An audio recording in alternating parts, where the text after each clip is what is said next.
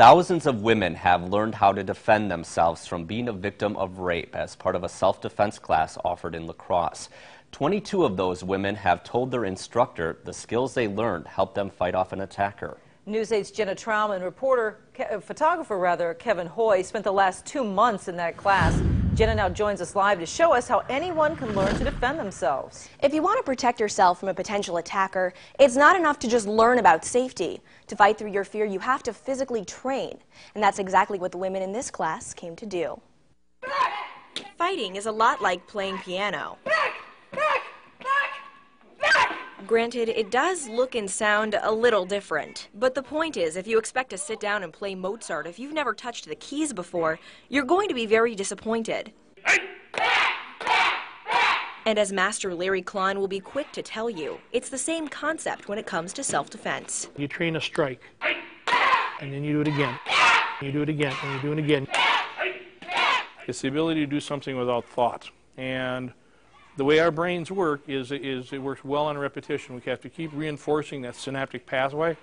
And when we do, you may be subjected to horrendous stress, but you'll always fall back on what you were trained to do. This is a 1-inch pine board. It takes about the same amount of force to break this as it does to break a human rib. If you can break a board, breaking a nose should be no problem. What were you thinking when you went up there? That it wouldn't break, but it just would not.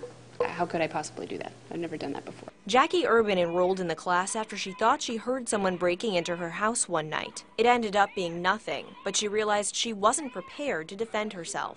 When it was her turn to break a board, she did it on the first try. And she's not alone. Every single woman in this class broke a board.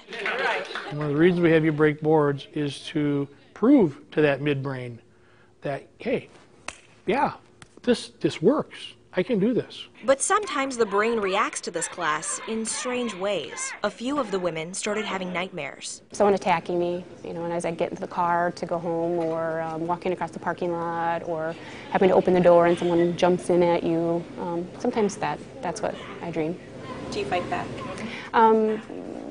Yeah, but I didn't know how. It may manifest itself as a confrontation, and your strikes don't work. You remember all of them, you're hitting them just as hard as you can, and nothing's happening. But as the weeks of the class go on, the dreams start changing. I seem to have a little bit more power, instead of just waking up startled and scared.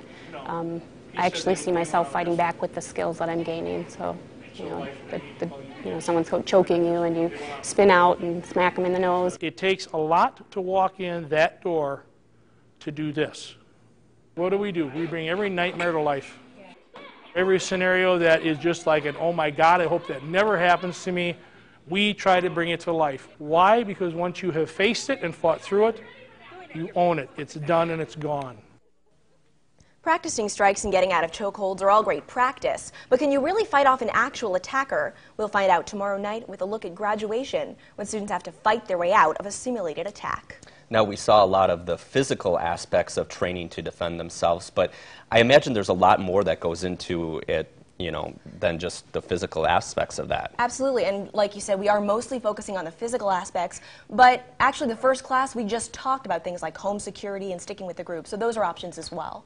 Just being mentally ready. Okay. Also, I wanted to point out that you can see the final part of Jenna's series tomorrow on News 8 at 10. And be sure to check out part 1 of Fighting Through the Fear on our website at news8000.com.